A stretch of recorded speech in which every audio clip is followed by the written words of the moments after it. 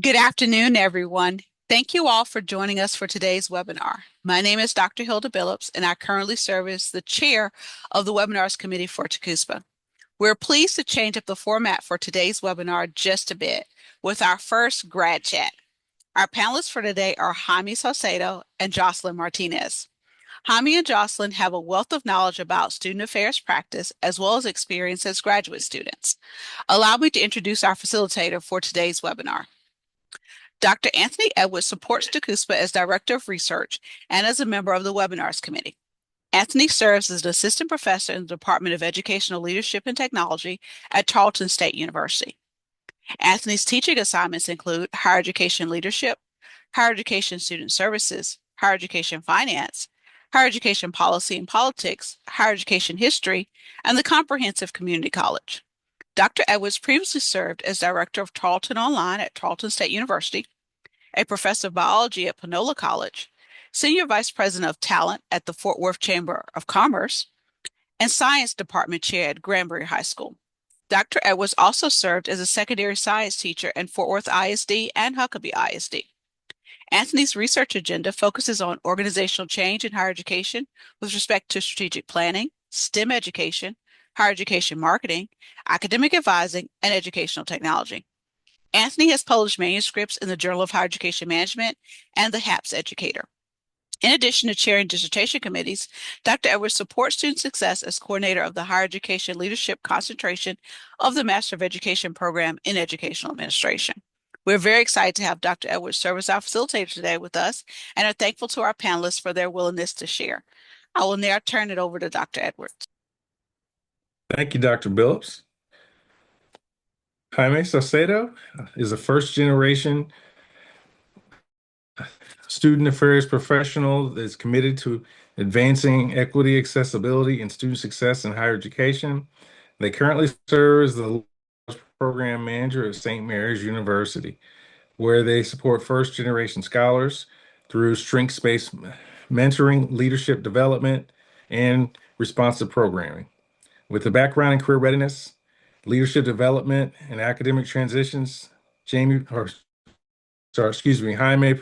brings a student-centered and justice-minded approach to his work. He's committed to cultivating joy in his scholar's identity, academic journey, and career paths, as he believes joy is an act of resistance to structures and systems. Jaime earned their BS in elementary education and a Master of Education in Student Affairs and Higher Education from Texas State University and supports TACUSPA as Director of Education and Professional Development and 2026 Annual Conference Co-Chair.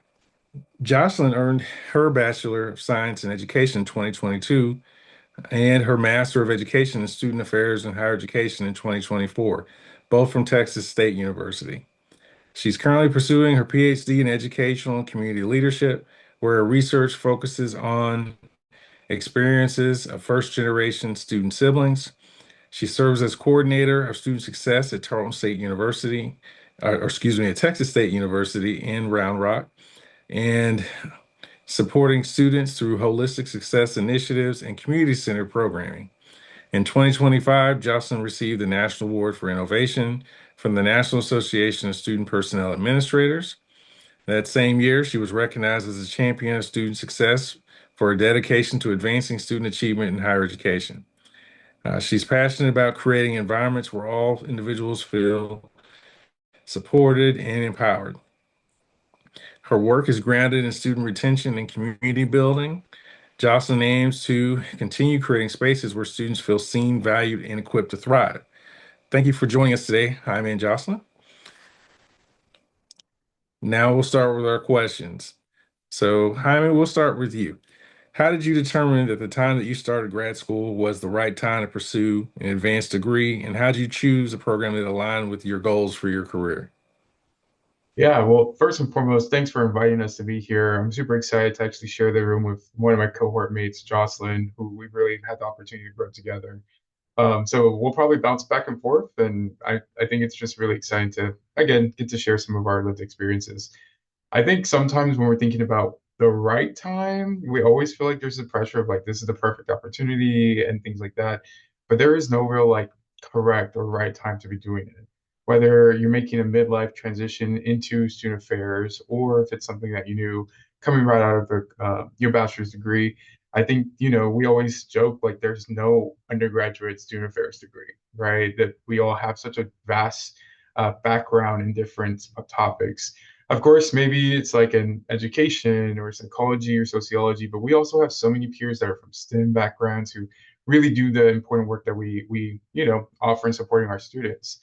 And so I think for me, we I kind of graduated right off the end of the pandemic, right? And so it was like, okay, what's next for me? I had been working in more of a trio background, and so doing some work with a college prep program that really sparked my interest. I knew, I was seeking my elementary education degree, and I knew I always wanted to work in schools. I just didn't know it wasn't necessarily in a classroom, but kind of sort of in the support role, right? And so I had this experiential learning opportunities through working on campus for the college prep program, working or being a part of student organizations and leadership roles, and serving on different committees that helped prepare me to think like, oh, this is actually something I can do long term, and there's a degree for this. That's when I knew I was meant to do something like that. And so I really looked into different programs across the state, but I'm at Texas State. It was the pandemic, and so I think that also shifted what felt right for me. And staying close to family is very important to my values. And so I stayed at Texas State, and I think it's a wonderful program there. For me, it was really thinking about cost, and so what would it look like for funding? Thinking about cohort base, I think was most important. I wanted to have a community. Not to say that other programs aren't, you can't build that in yourself, but just getting the opportunity to take classes together as a group was very vital for me.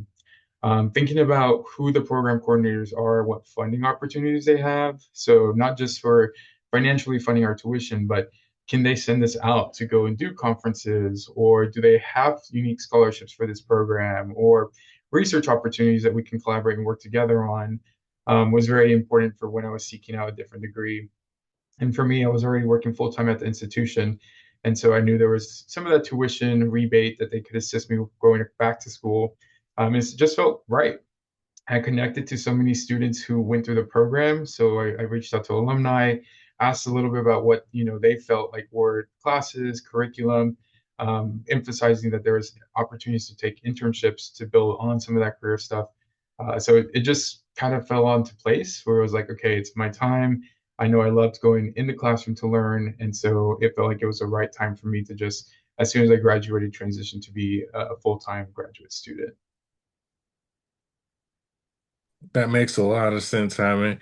Uh, Joclyn, so as a professional, your work brain is going to be on sometimes all the time. So sometimes you never really leave everything at the office. So what specific boundaries do you set with both students and supervisors to kind of protect that time for you to study and dedicate time to your classes? Yeah, so for me, I think when I was completing my master's program, I think that's where I learned everything that I incorporate now within my PhD program in terms of setting boundaries. I'm a new professional. I'm not the best with boundaries. I never really was, especially as a student leader and doing student org stuff. I'm just super attentive to emails, and I've had to learn that if I don't answer your email, nothing's gonna burn down, nothing's gonna happen. So what I do currently within my role and with school is I've asked my supervisor and the people I supervise that if they need to send me something after hours to just put in the headline, this is not urgent, it could wait till tomorrow. That helps me realize that if I don't respond now, it's okay. So that's kind of what I do. I think during my master's program, that cohort model really did help when it came to protecting study time. So there was often evenings late at night where it'd be Jaime, myself, and the other few friends, maybe not in our program, but in different programs. And we'd go to the library and set boundaries there as well of like, okay, we're gonna do whatever we're working on assignments for 15 minutes. And if you have any like random thoughts, write it down on a piece of paper in the middle of the table. And I think that helped with accountability. Um, so I think just surrounding myself with people really helped. And then being able to advocate for myself of just so you know, like I don't have boundaries, so I need you to tell me, hey, this can wait till tomorrow so that I'm not trying to work when I should not be working. I think that's really important because we sometimes think about the journey we have to go through, but we don't always think about how do we help others know how to help us.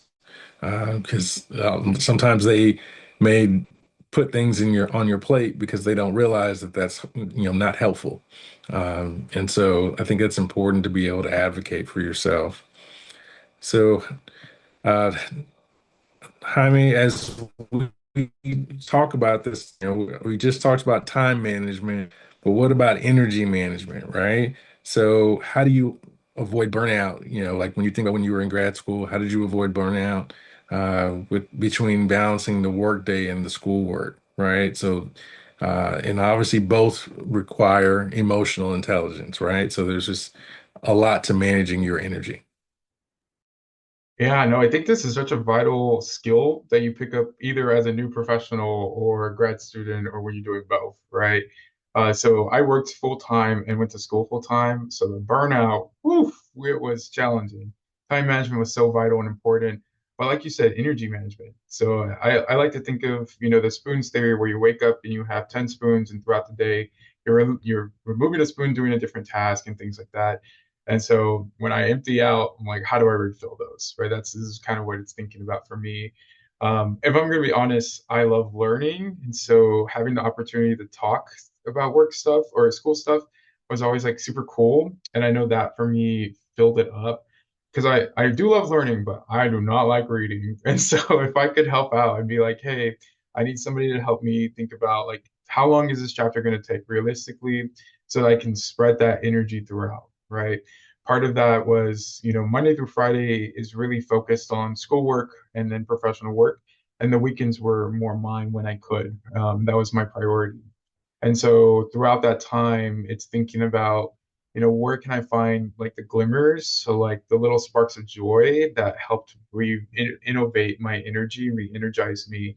And sometimes that was just chit-chatting with my cohort mates without, like we would go after class, let's go out to eat together and just catch up. And those were some of the most vital times in my graduate school to really find the community, but also to like, oh, these are actual professionals. Like they're professionals, but they're people outside of this too, right? We're not just learners, we're not just workers, but we're people. And so getting to catch up and talk about that. There were times where like we were hosting the new cohort coming into our program and we did karaoke together.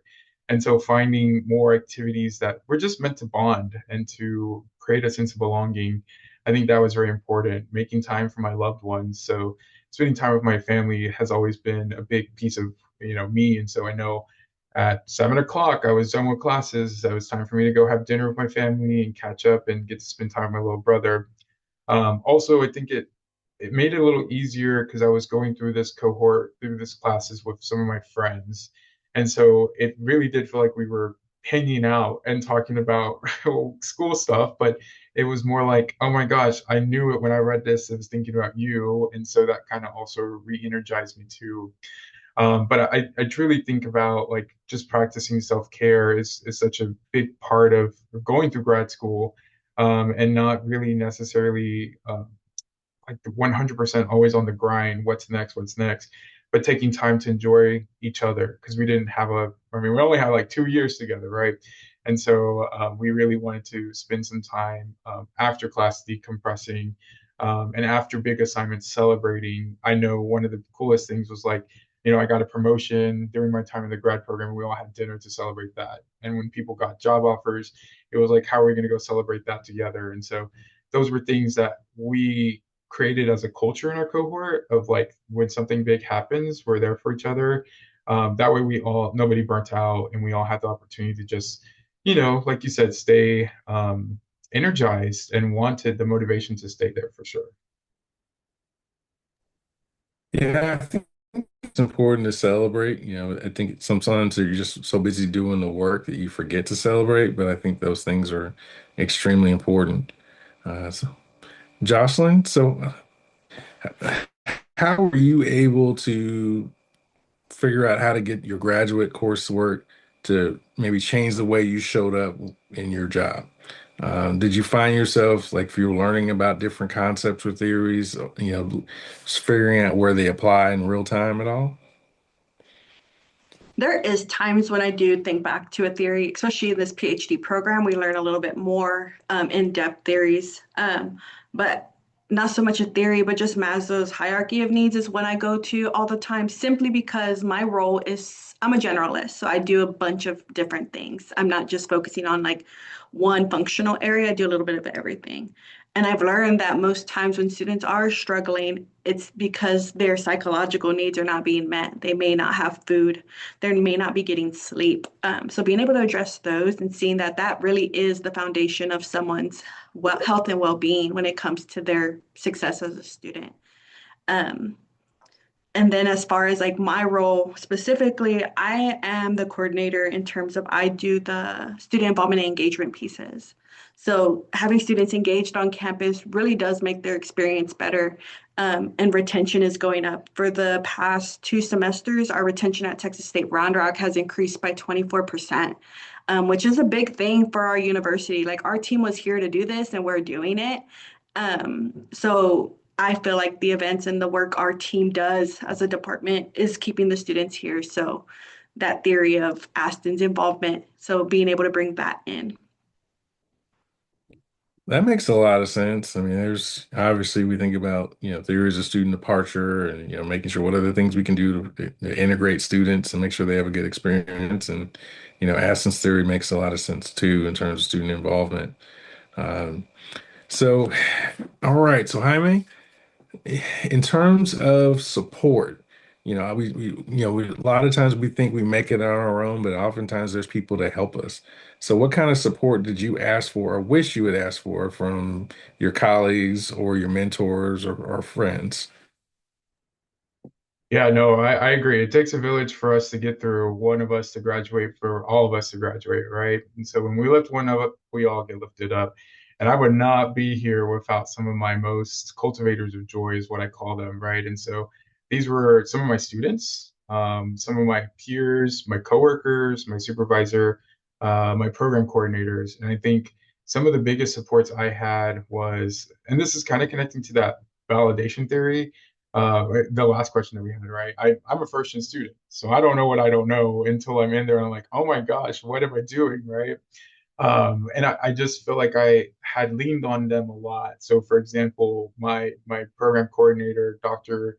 Uh, Page, was just so phenomenal with validating a lot of my experiences. Like, hey, you're not in this alone. I think oftentimes as first gen students, sometimes we face imposter syndrome, and I definitely felt that. I felt like I didn't belong. That first semester was really critical for me to make it or break it. I don't know if I was going to stay or if I was going to go. And so I really leaned on her to kind of like, hey, these are some of the feelings I'm having. And she kind of reinforced like, this is not, this isn't an isolated incident. It happens. You're transitioning from an undergrad to professional to grad student. And so this is a unique experience that maybe my cohort mates didn't have, because a lot of them were just purely, graduate students and then taking a GA-ship and stuff. And so I managed to connect with my coworkers just to say, hey, y'all, I know I'm taking some time off from work to go into class, but I promise you I'm bringing it back. And they always supported me doing that, pursuing. They eventually started doing their own grad classes, and so it was kind of nice to kind of see us all, like encourage each other to go take some of these things on, but also support, and finding that after work sometimes we'd go and study together too. So we weren't just coworkers, but we were encouraging each other to stay academically involved as well. I think something that I've always, had a thought about was like, okay, I want to do more PhD wise. And one of our professors, faculty, another program coordinator, encouraged me. She said, I was going to NASPA. I told her I'm going, and she said, I think you should go and look into some of the PhD program sessions just to go learn and talk about that. And I took a step back, and this was like the second semester in, my grad program, and I was like, whoa, hold up, I don't know. I didn't know that that was for me or if I was ready. But having some of those, again, moments of validation was just so phenomenal in creating these just opportunities for me to reflect and see myself in a different perspective of I am a scholar, I can do these things that maybe sometimes I didn't, I wasn't necessarily telling myself. So I was hearing that from those people. I also, I think sometimes I leaned on my students too to be like, hey, I'm a student too, and going back to like creating some of those boundaries, but also saying like, I'm going through what you're going through right now. Similarly, it's just at a different level. But I'm ready to help equip you if this is something you're interested in doing. And they celebrated with me a lot of those moments too. Graduating, I got to graduate and walk the stage with some of my students too, which is so cool, such a great experience. But I think those were some of the bigger supports I feel like I leaned towards was like when I was questioning my abilities, I lean on my peers, my mentors. Something I think I wish I would have asked about a little sooner was like, what are some things I can do to start doing research, getting involved with that? What is potentially like a writing for our journal, right? What does that process look like? Thankfully, like we did have a assignment where we wrote for the TACUSPA journal and had an opportunity to re-edit and revise and do the peer reviews with ourselves and things like that. But I wish I would have had some of those opportunities earlier so that I can spend some more time focused on that.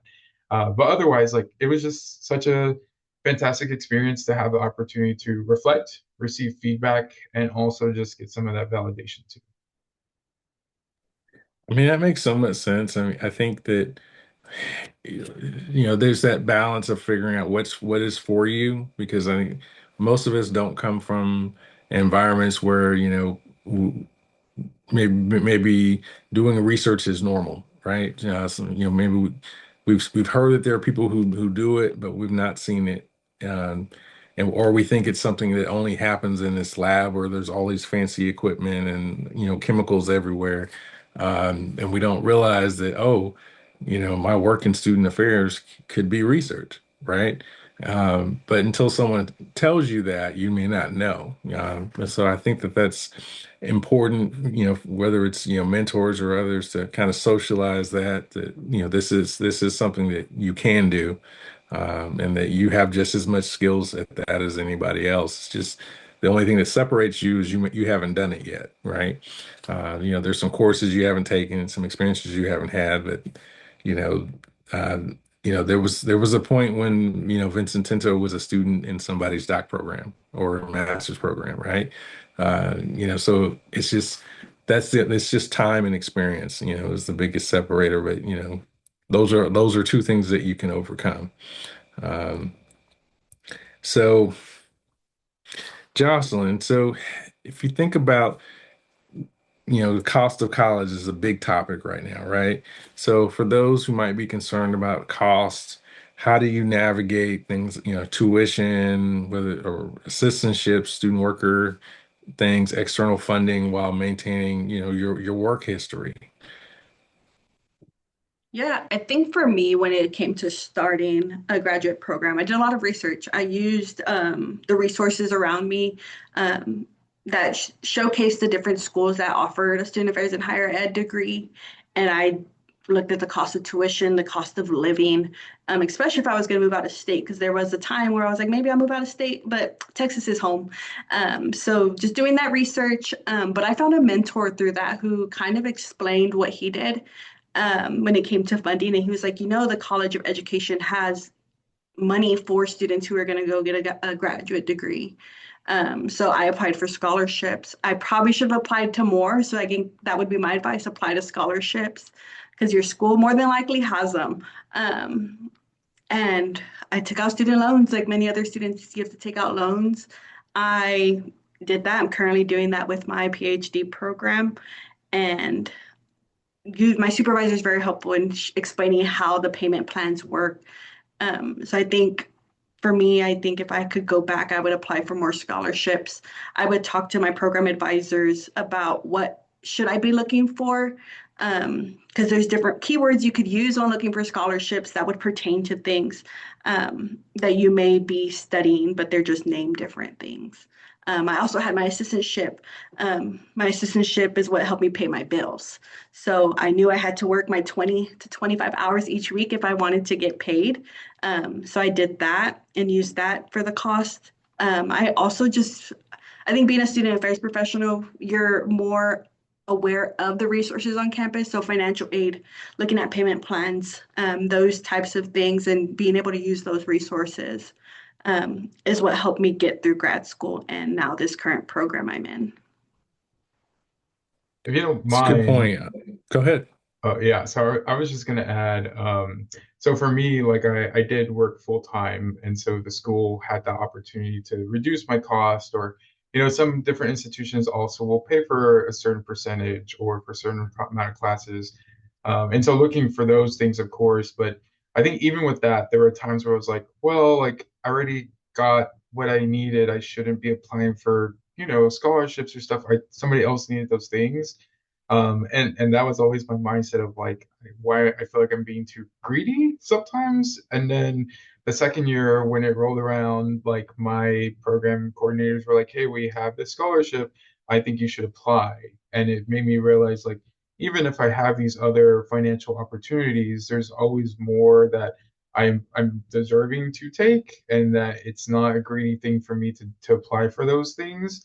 Because like we always say, the scholarships are either going to be used or lose, and so they'd rather give it to somebody who they know is dedicated, who will stay in, than lose it. And so I think if anybody's ever teetering behind like, oh, should I apply for that or should I not? Because I don't know if I necessarily need it. Somebody else needs it more. Like shoot your shot. And I think it's better to be told no, or say, you get that extra $1,000 that you can use towards something else that you didn't know about.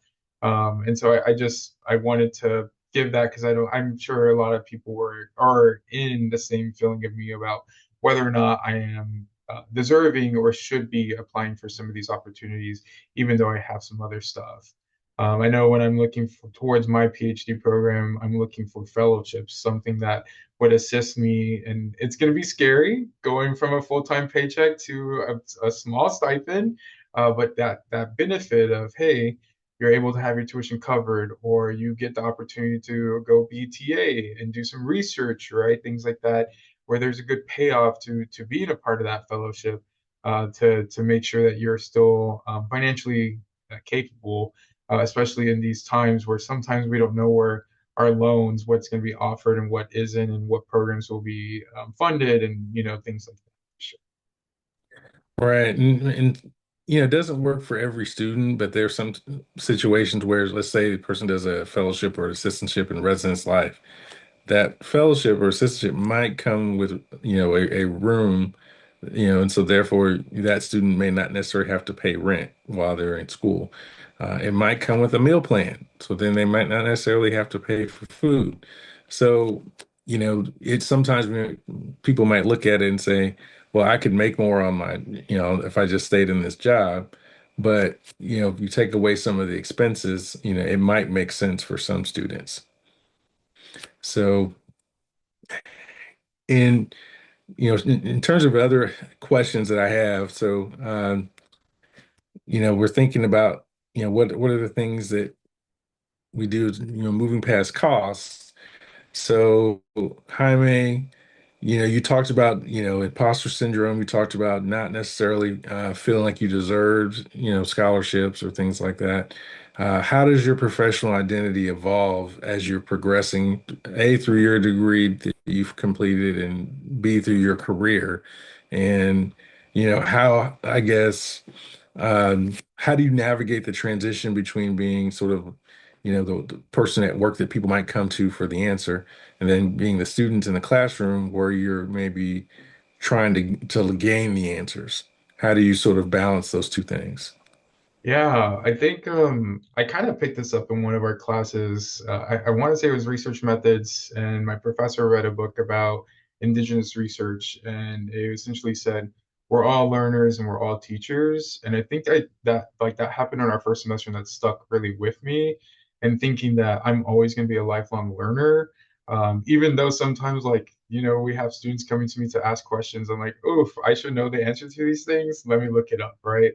And so really being able to I don't know, sometimes I feel like we need to swap the hats, but sometimes we wear both hats at all times, right? And that being able to admit, hey, I don't know the answer right now to some of my students and saying, I'm going to take this back with me to the classroom and ask my peers, what do you all think? What would be your approach? And lean on them to kind of help guide my, whatever approach that I take. I think it is interesting that I worked for a little bit full time, no grad school. It was just really, enjoying my time as a professional. Loved having nothing to do after 5 o'clock. And then I had to switch up. And it was almost a cultural shift of like, okay, I'm back in classes. I got to remember what it looks like to study. What does it mean to be, spending time to my time management? Before I didn't have to worry about, I have an assignment due, I can go and do whatever I needed after work. But now it's like, I had to start meal prepping if that was going to be a thing for some stuff. I had to make sure that I was able to really dedicate time to learning new things. And so if that was like the certain citations or what does it mean to go into the library for the first time or, things like that. And so I think it it was a little bit of a cultural shift the first semester. I was like, oof, just having a little bit of tension because I really needed to reshift my energy.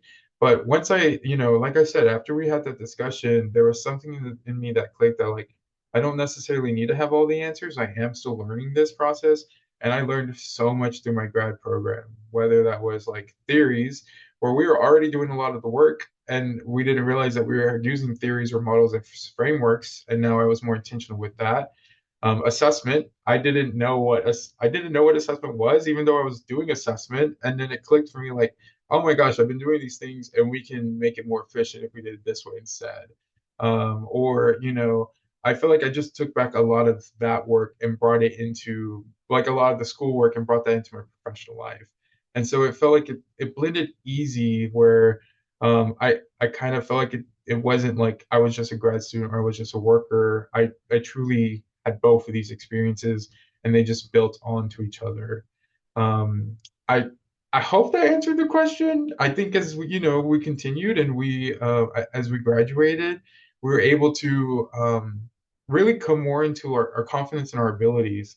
I think I saw that shift when we were starting to apply for schools or for different full-time positions and seeing everybody do the interview process. And, I think that was just so effective in our last semester when we were talking about what our leadership styles look like. We were completing our, comprehensive exams and things like that, just being able to share the successes we've had. You can truly see where some of my peers were coming from. I know this is all I've known as being a learner to I'm now feeling confident in my skills to be a professional and go up into the real world. And of course, maybe do some entry level, but shooting even from there to like, could I become a mid level employee and supervise somebody else? And it was just really exciting to see that for sure. Yeah, that is exciting because I mean, it's not really meant to just be a program. It's supposed to be something that helps you evolve and grow and get you to that next stage. So that's really, really important. So, Joclyn, now that you finished your master's degree, obviously you're working on a doctorate, but thinking about the master's program, what was maybe the most unexpected return on investment from that degree besides just kind of getting the degree? Yeah, I think our program advisors do an awesome job at connecting us with people. So I think after that degree of like just running into people at conferences and being like, oh, I have my master's from Texas State, and they're like, oh, me too, and just being able to connect with individuals, I've really have found a value in that, especially when I was looking for a job, being able to throw my name in a hat and build a connection based off just going to the same master's program. So that's one thing I really enjoy. I also love that our professors meet us where we're at. So now it doesn't just end because I graduated. We still keep in contact in some way or form, whether it's through a Facebook group or email.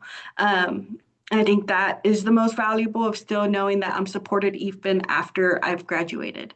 Like I could text Dr. Page and be like, hey, I'm applying to this job. What do you think? And her being her, she's going to be so honest with me, which is one thing I truly value is that honesty from those people.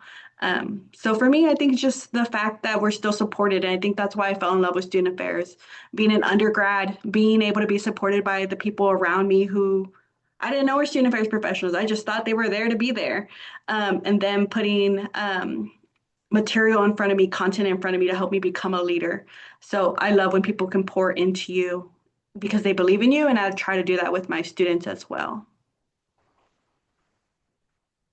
Thank you for that. It's important, not just think about, ourselves, but how we can benefit, use our knowledge that we've gained to help other people. So, Jaime, if you could go back to the week before you started your master's program, what's one thing you would go and tell yourself to kind of ease that transition? Yeah, if I'm going to be honest, like I said, I was facing the imposter syndrome that first semester. I truly thought by the end of it, I was going to be like, well, I don't need this. I was going to drop out. And then it clicked and it was like, no, like I know we lost a few people from our cohort. And so it really brought us together. And that's where it felt like it's community. And so I think if I were to go back at the beginning, right before, I would tell myself to really lean into that, lean into the community. Because there were times where people would invite me out and be like, well, no, like I have to go get ready for work the next day, or, things like that, where I just didn't say yes. And I would tell myself, like, say yes, right? Do the things, whether that is with our cohort mates, or if it's with the program coordinator asking me to go and be sitting on a panel, or whatever the case may be, is always say yes to new opportunities and don't limit myself from my own self-perception of I don't think I deserve to be in those spaces. And I think that's been the biggest thing that I learned, that it really, I wouldn't be able to have done it by myself, and it took everybody for us to go through this process together, to advocate with one another. One semester we were like, hey, nobody's going to turn in this assignment, and we're going to try to push it back, and we did, right? And so there were things where we all worked together in that sense, and I think that's where it helped me realize that, like, I did have a family in my peers. So yeah, I think that'd be my biggest piece of advice, is like say yes to anything and really lean into the community aspect, and being involved with our graduate student affairs council, right? Being able to take advantage of those different opportunities they had, where it was professional development, going to different institutions to tour and look at those places, and some of that stuff as well. And saying yes to different opportunities, like submitting. Me and Joclyn were nervous to submit to the TACUSPA conference to present.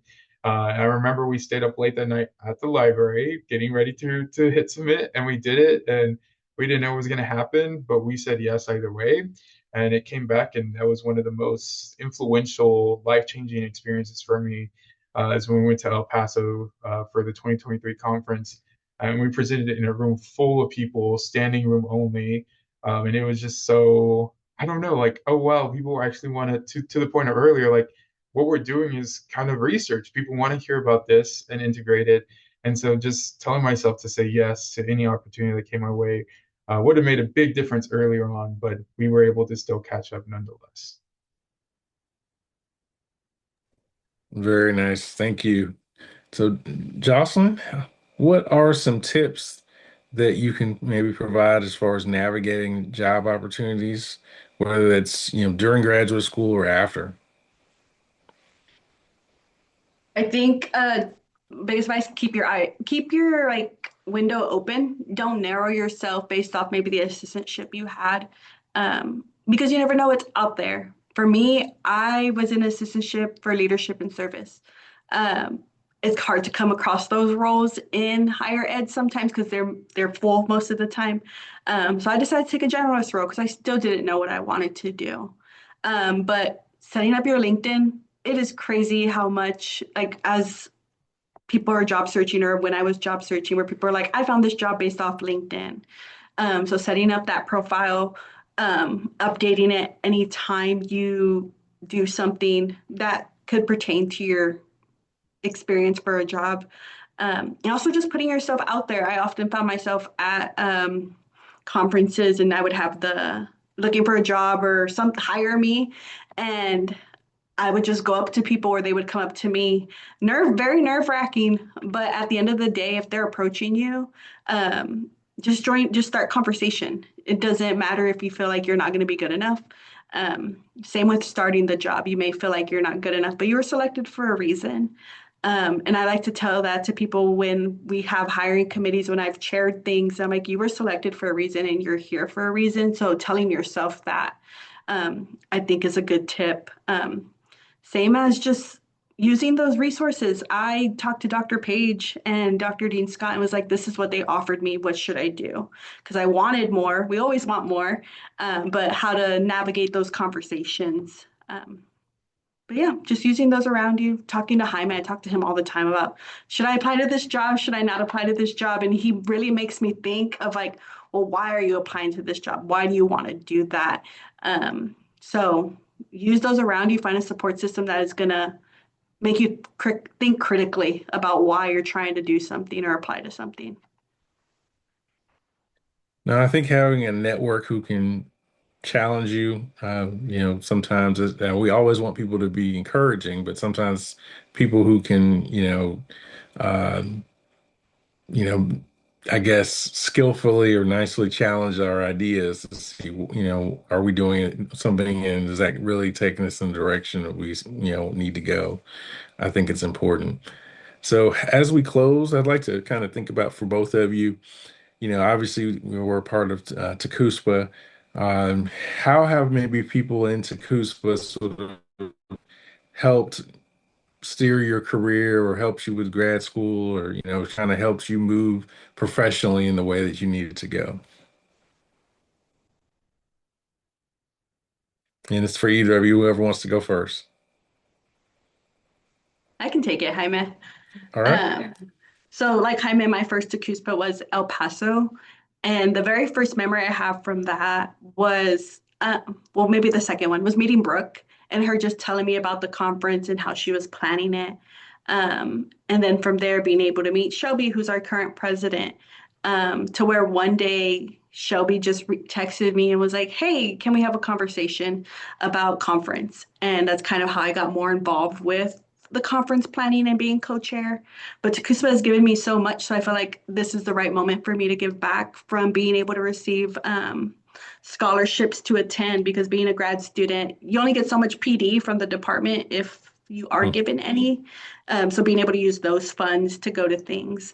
So I think TACUSPA has really helped me get to where I am, especially with the confidence building of being able to, one, present, and then present at other conferences, and just build upon my professional resume. So there's a lot of thanks I give to this association, and then just being able to connect with people like you, and have this opportunity. Because if you would have asked me like 2 years ago, I'd have been like, Jaime, I'm not doing this. And he would have been like, but I'm doing it, so you have to do it. So I think it's just helped with the confidence and just being able to realize I'm in this profession for a reason. Yeah, I can. Outstanding. Sorry, go ahead. No, go ahead. Oh, okay.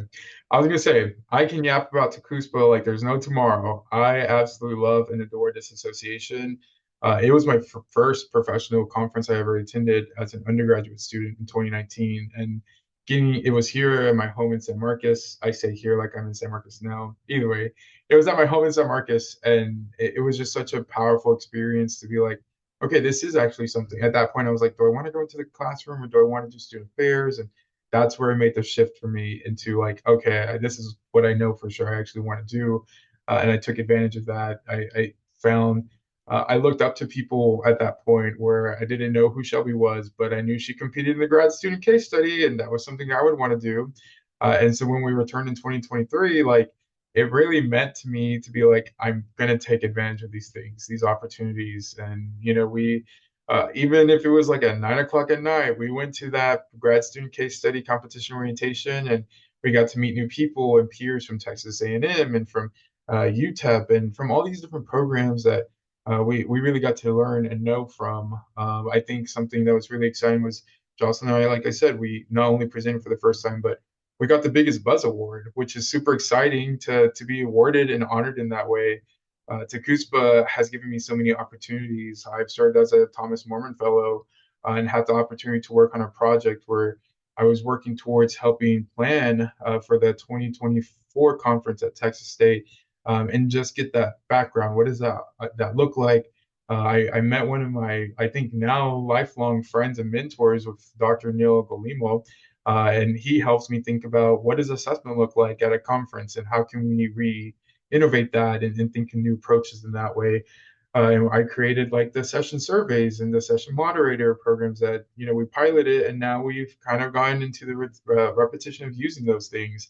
And that's really helped prepare me to take on this role as both my director of education, where I now oversee the Thomas More Fellowship Program, and really think about what does this look like and how can we be more effective and efficient with what we're doing with our fellows to prepare them and these graduate students and new professionals for the field.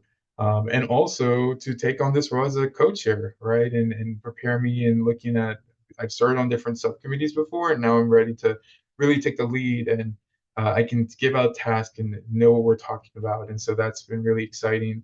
I think the association I've organically found mentors in Shelby, where I'm asking her like, hey, can we just chat real quick? I want to talk to you about this job opportunity, or can you tell me more about what does your PhD program look like? Or, things like that, where I've had the opportunity to find people. And honestly, going into this, like every year in October, I'm now like, I'm looking up forward to hanging out with my friends. This is something we do together now. It's not like, oh, I'm nervous to go to this conference. I'm looking forward to this conference. And that has been a blessing in itself.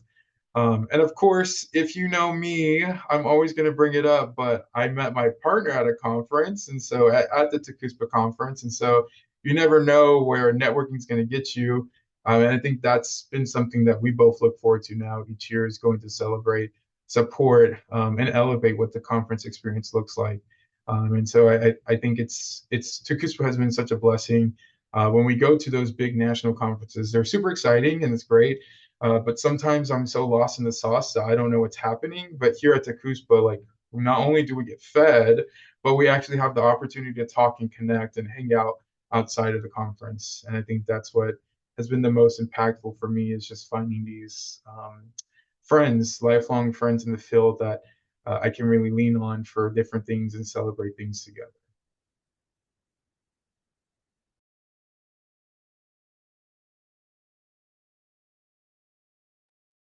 I think that perfectly sums up the value of TACUSPA. So thank you so much, both of you, for talking about all the great professional opportunities that you've gained in your time in graduate school, as well as your time in TACUSPA. So thank you so much for joining us for this important discussion today, Jaime and Joclyn. Thank you for having us. It was so much fun. Well, again, some of my takeaways from the conversation today, including cultivating joy to manage energy, setting boundaries with staff and friends during grad school, uh, using involvement to help overcome imposter syndrome, looking for ways to get involved in research, researching graduate programs and scholarships and using different keywords to do that, uh, investigating fellowships and assistantships to help pay the bills in grad school, be a lifelong learner and be an expert and a learner at the same time. Lean into your community in grad school, if, like your other grad students. Say yes to opportunities in grad school. Don't limit yourself to specific career opportunities. Be open to different opportunities. Set up and update your LinkedIn profile. And so with that, I'm going to turn the presentation back over to Dr. Billups. Right. Thank you so much once again, Jaime and Joclyn, for sharing with us. We really appreciate your insights. Thank you so much for viewing this webinar. We want to know your thoughts. Please complete our feedback survey. The link is provided. If you're watching the recording, the link will be in the description. In addition to Grad Chats, we also offer our Webinar Wednesday series. Our next Webinar Wednesday will be on next Wednesday, April the 1st at noon. And this pre-recorded webinar, we interviewed Dr. Logan Maxwell. Please invite a colleague, especially a current graduate student, to join us. Finally, the TACUSPA membership year runs from January to December. If you're not yet a member of TACUSPA, we encourage you to join us. Thank you and have a